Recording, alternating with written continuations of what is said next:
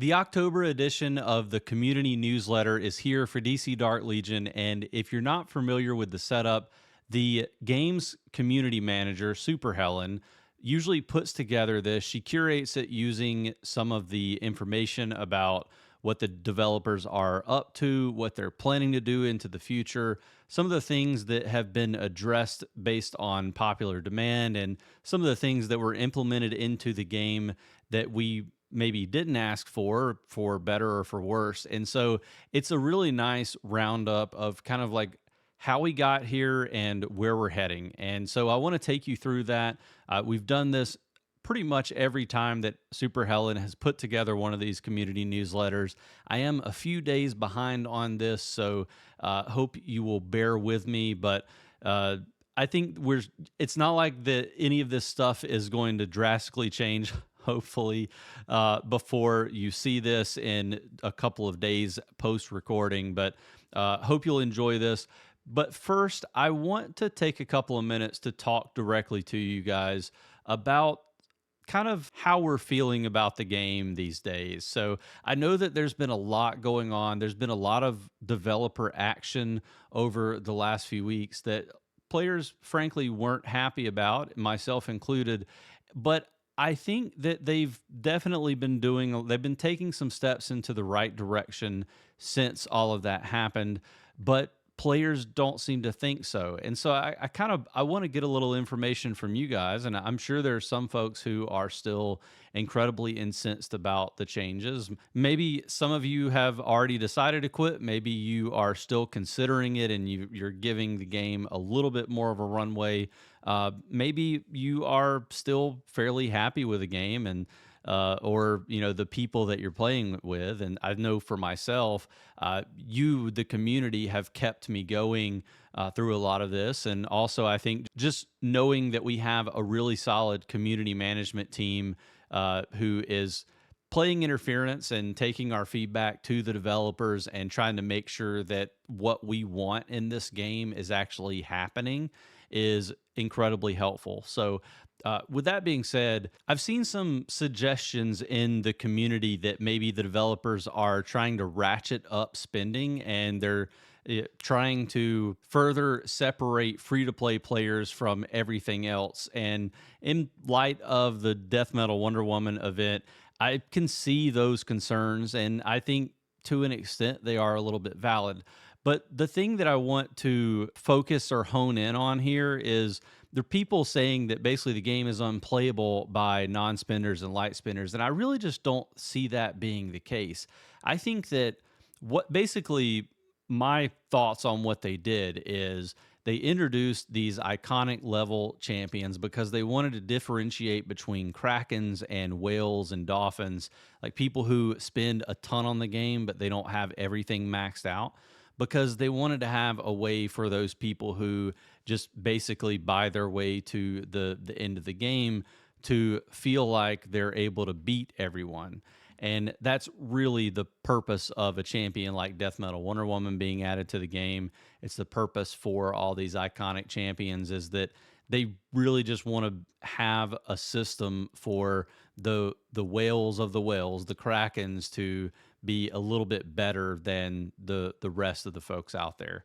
I don't think that they put the Death Metal Wonder Woman champion into the game, or these iconic level champions in the game, to make it where the game is unplayable by people who don't spend on it.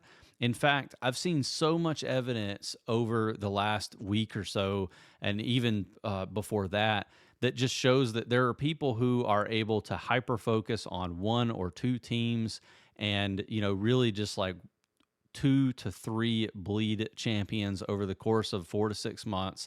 And they're able to have a really, really nice roster. Now, that requires you to spend a lot of time suppressed. You're not going to be able to compete at the highest level with the teams that you have while you're saving up. But once you get that champion, the marquee that you were trying to get, like Nightwing, for example, is pretty popular for this strategy.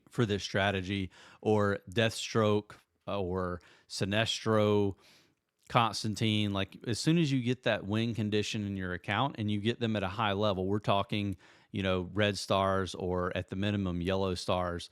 and you can do that, by the way. The game really opens up for you, especially if you're in a good community. And I think that's probably the other thing that I want to hit on here is if you're if you're as upset as I've seen some folks on Discord lately, you really need to find a better community because there's really no reason to be that mad. I can see being upset because things aren't going in the direction you want for the game, but at some point, you have to decide if this is a game you want to play. Maybe just quit. I don't know. But the key takeaway here that I want to drill home is yes, they are adding pay to win, like super pay to win champions to the game. And yes, that's going to further differentiate the Krakens from the whales. But for all the rest of us, and I include myself in this group because I'm like a very low level whale. Like I buy things that I really think I'm going to enjoy or things that I can showcase for the community, but that's about it. For the rest of us, I think we just keep playing the game. And I don't think things are going to change too much more from where they're at right now. There's always going to be a free to play way or free to play path forward for pretty much anybody who plays the game. And I don't see that changing. They've said, as we'll see with the newsletter, that they're only going to introduce 2 iconic champions every year or so. Like basically every 5 to 6 months, we'll get a new iconic champion. And I think that's going to be healthy because, you're still going to have a couple of champions that can truly disrupt the meta if you're able to get them at a high level. But the rest of us pretty much are going to continue to be where we're at. Like, for example, I can get into the top 10 in Meta Brawl, but then I just get suppressed from there. I keep getting pushed down because I just can't hang. And that's already been the case.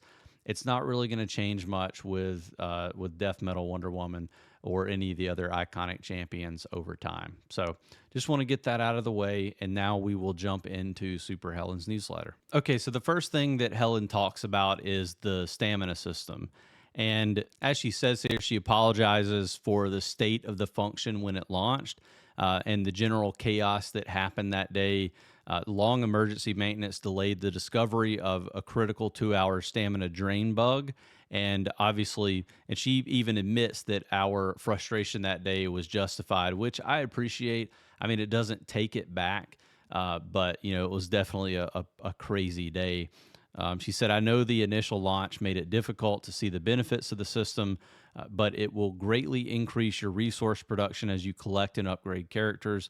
We've gone from a mythic offering a flat bonus of 20 to 30%, regardless of star level, to up to 50% as they star up. That's why we believe the system is worth saving, and we're committed to urgent improvements. I've heard a lot of people say that the system is bad for non-spenders and light spenders.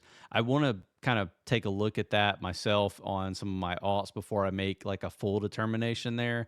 Let me know in the comments below if you have any, early thoughts on this. But I think that over time, this is going to be a much better system because you will be able to star up those champions a little bit better. And, the higher you go, the better production you're going to have in your buildings and the more resources you're going to get back. So I think once they get the final touches on this system, which should happen this week sometime, or at least before Thanksgiving in the US anyway, we should be able to get a better picture of how good this system is going to be. So she mentioned the improvements so far from like post the initial launch where it was kind of a failed launch. They increased the work time from 10 hours to 20 with a 16-hour rest, and then further reduced to an 8-hour rest. So now it should be 20 hours of work time, and then you need an 8-hour rest. So it's really just something that you only need to manage once a day. You can typically do it around reset when you log on for that. They added an auto rest button, and they are planning on adding an auto appoint button in the future. The auto rest does prioritize resting the rarer and higher starred champions first if they can. And then they also increase the bonus of elite champions to like your epics to 10%. So those epics are actually going to give you a little bit of production if everybody else is resting at the time. I appreciate that change as well, especially for non-spenders and light spenders. You actually get some use out of those champions rather than just giving you ACDC shards when you get duplicates of them. And the some of the other improvements that they're working on for the system, obviously the auto appoint button is the most urgent, and they appear to be adding that to the VIP system, which is not a popular change, but basically what they're going to do is it's either VIP 4, so if you get impatient you can spend for it, or if you hit War Room level 13, which is very easy to do within like 2 or 3 days of playing the game, I think. It's definitely within your first week, you will get access to the auto appoint button. When champions run out of stamina, their bonus won't drop to 0, but it will be a percentage of their max. And I think that's another positive change. So basically, someone who just doesn't want to fool this system at all, you're still going to get a bonus. It's just not going to be the maximum potential if you were resting them and pulling them in and out on a daily basis. Moving on to the Halloween events, they definitely have admitted to some failures here. Helen's words, they gained some experience from the event that they will apply to future ones. They basically stated that they realized it was a failure. They tried to split the event into two halves to cover the Wonder Woman Day and Halloween. It caused definitely a lot of information issues.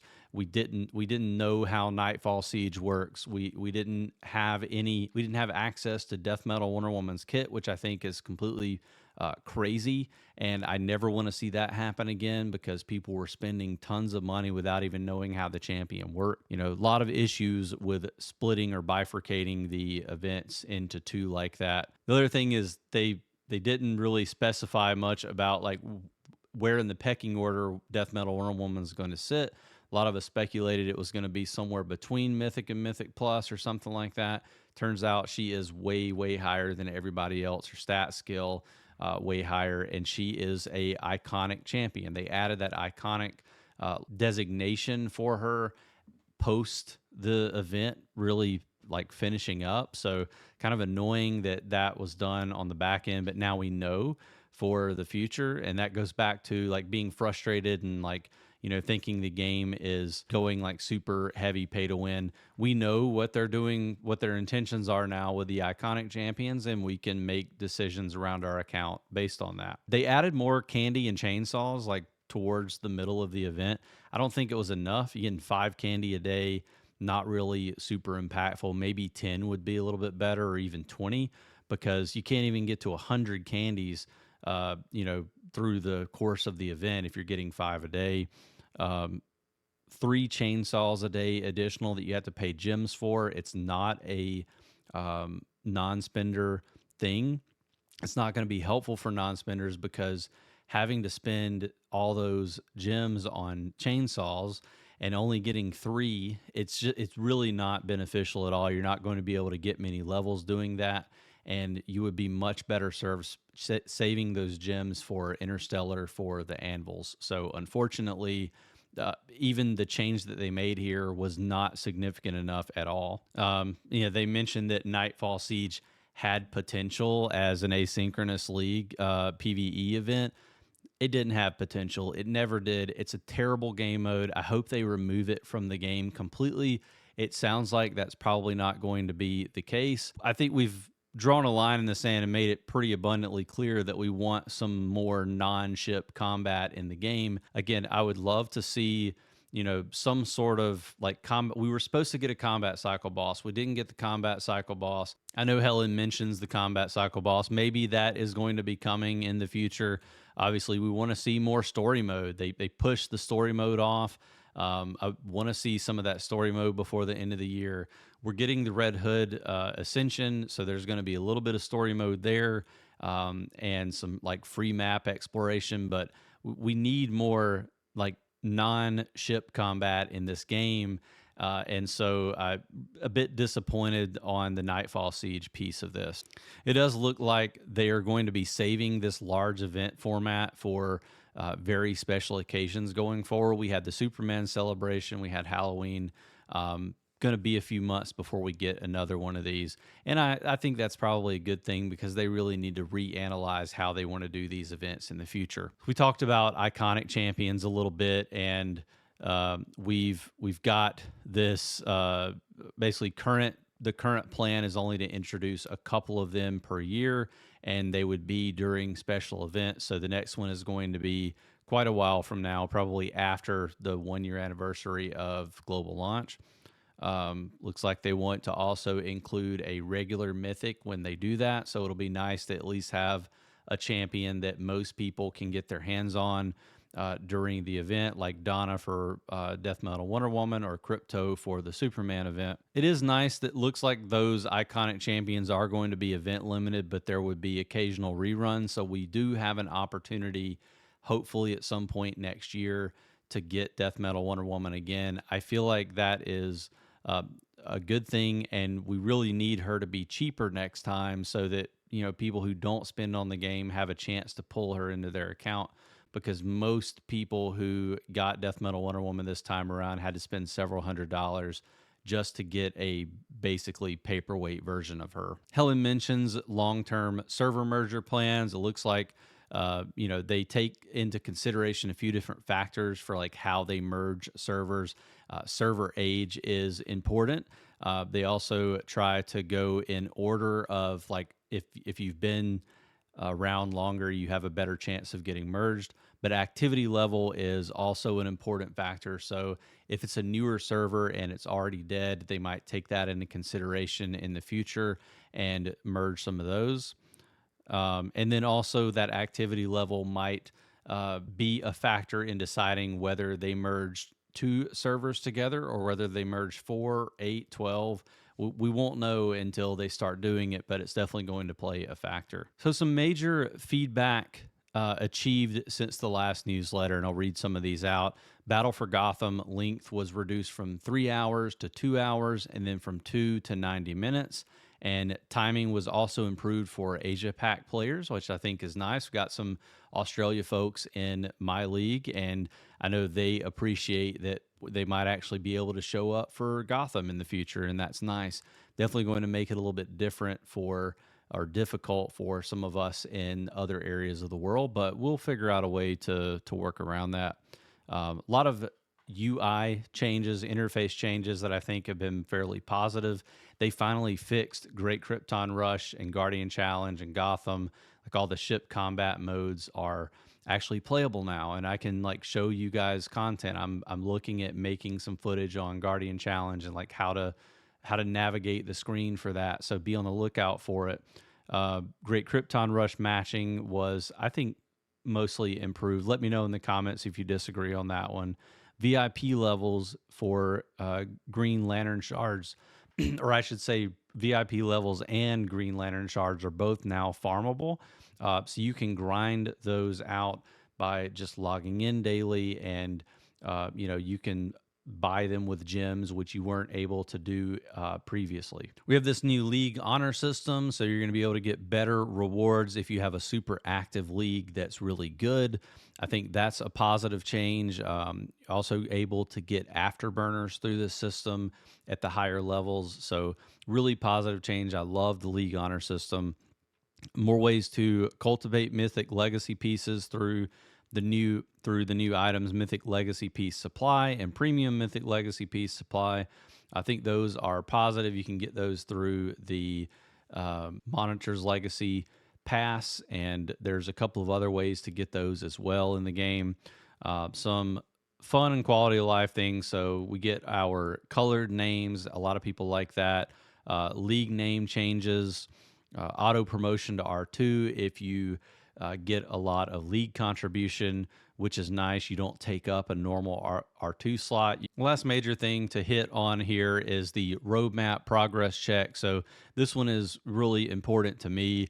Make sure that we're holding them accountable and they're hitting their metrics. A couple of things on here that are kind of frustrating, but they are actually hitting a lot of the milestones that they've told us they're going to hit on the roadmap. So we're pretty much at a point now where, hopefully by the end of this year, they're going to have this roadmap completed and we'll get a new one. and I'm curious what's going to go on that. Hopefully not more ship combat, but I guess we'll see. So Special Variant 1, Wonder Woman Death Metal, was introduced to the game. We also had Special Variant 2, Nurse Harley, not what we expected, and she's pretty much unobtainable unless you spend a lot of money on the game, so I know that's really frustrating. But we did get Special Variant 2, Nurse Harley. She looks really cool, I suppose.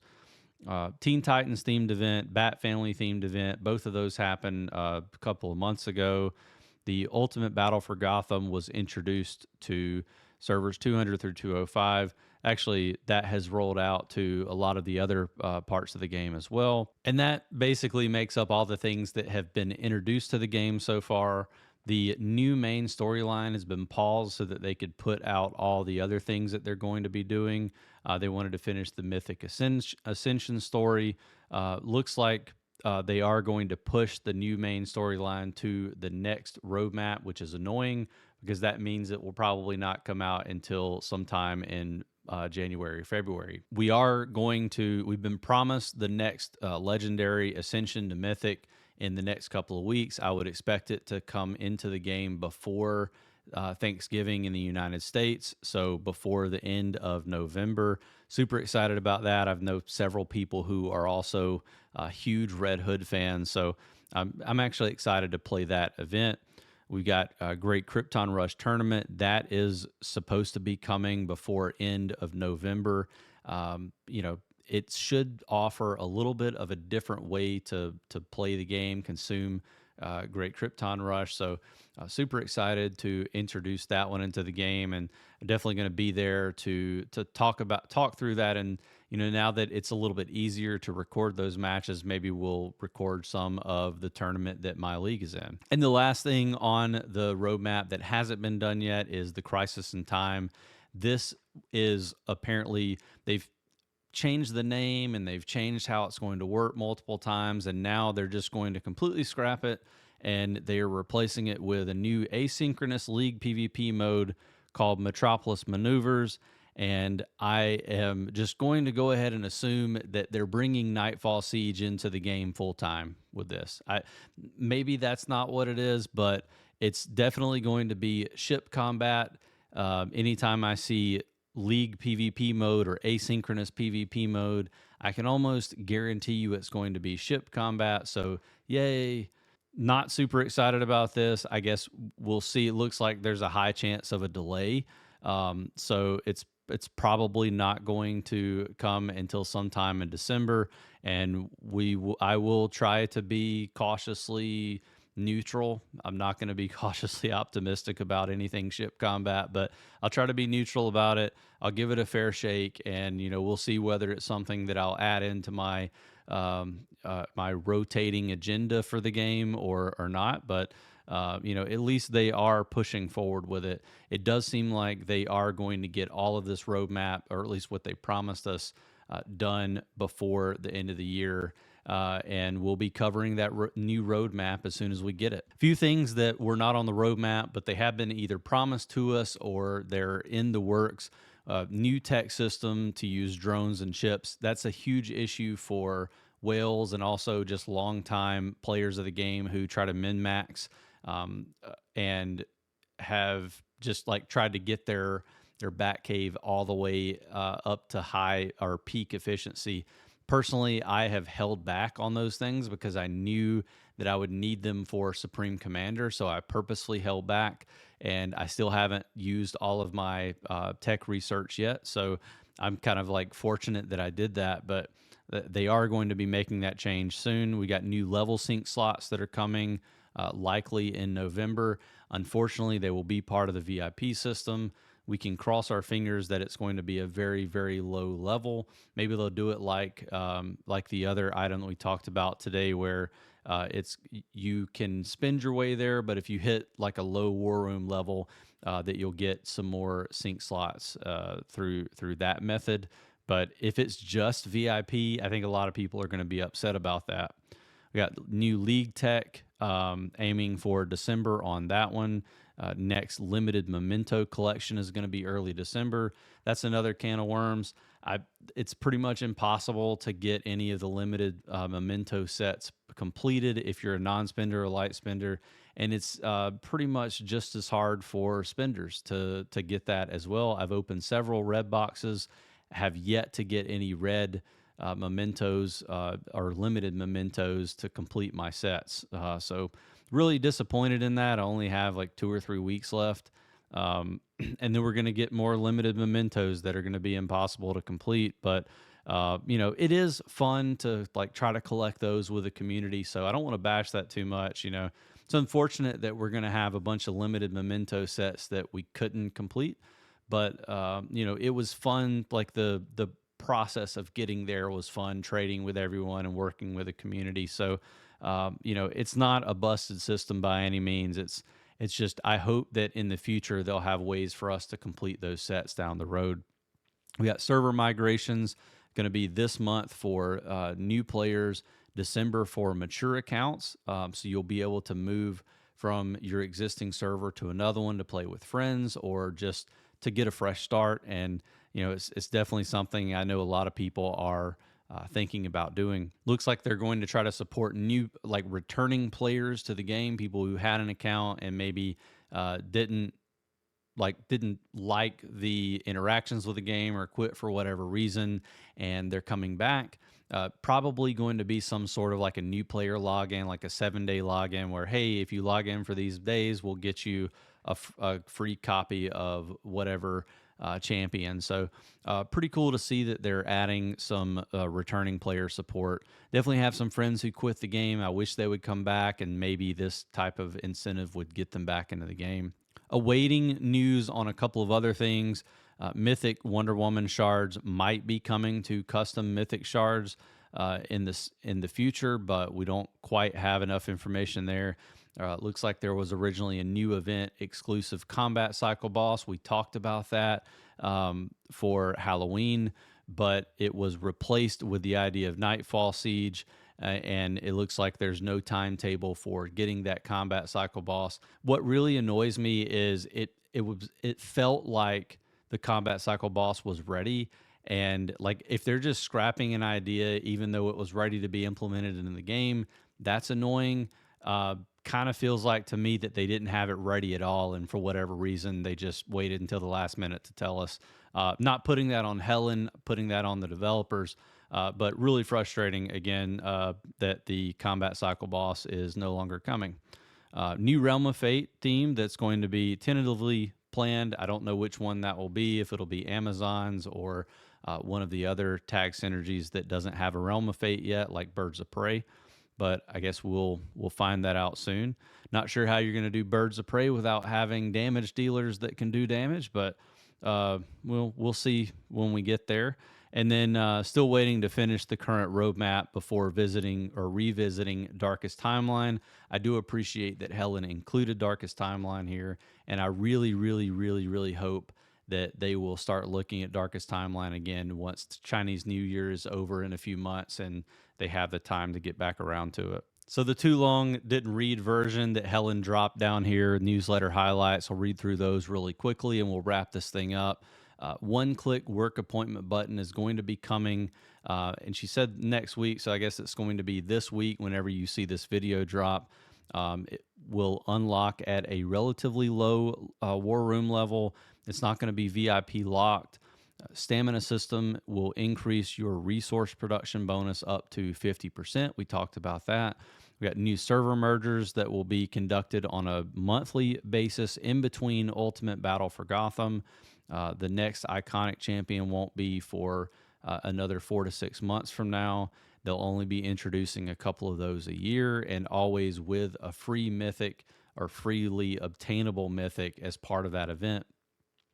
Recently improved the grindability for free-to-play and Lightspin players for VIP levels and for Green Lantern. Afterburners are now available in the League Shop alongside many, many other really nice items that you can obtain in the League Shop. And then again, it looks like the Red Hood Mythic Ascension event is going to happen within the next couple of weeks. definitely before the end of November. So a lot of things to look forward to in the game. I've definitely been doomsaying a little bit and just kind of like upset, frustrated, but there's a lot to look forward to. There's still a lot of great people in the community that I enjoy interacting with. The community management team is just hands down the best community management team in gaming, in my opinion. And, we've definitely got some disagreements with the developers, but I know that they're working really hard. And I appreciate the level of attention that they put into the things that they do in the game. The artwork is phenomenal for the most part. Once systems are at the point that developers want them to be, they work fairly well. Obviously, I don't like ship combat, but I'm learning to try to enjoy Guardian Challenge, Great Krypton Rush, things like that. And with a new UI, I'm like definitely super excited about the future of the game. More importantly, I'm looking forward to a future where I can share this game with you all, my viewers, and just, in general, the DC Dark Legion community. You guys have made 2025 an amazing year for me so far, and we've still got a couple of months left. So, really appreciate you taking the time to go through the community newsletter with me for October, technically October/November. And leave a comment down below. Let me know what you liked seeing here in the newsletter. Let me know the things that you didn't like. If you want to express your frustrations, feel free. I always try to at least read the comments. I know that I'm not always able to respond to all of them, but just know that I do appreciate you commenting and interacting with me. If you aren't on my Discord server already, definitely consider joining that. I'm definitely a lot more accessible on the Discord than I am in my comment section here. If you would like to see more content like this in the future, consider subscribing to the channel. And if not, I still hope to see you on the next video.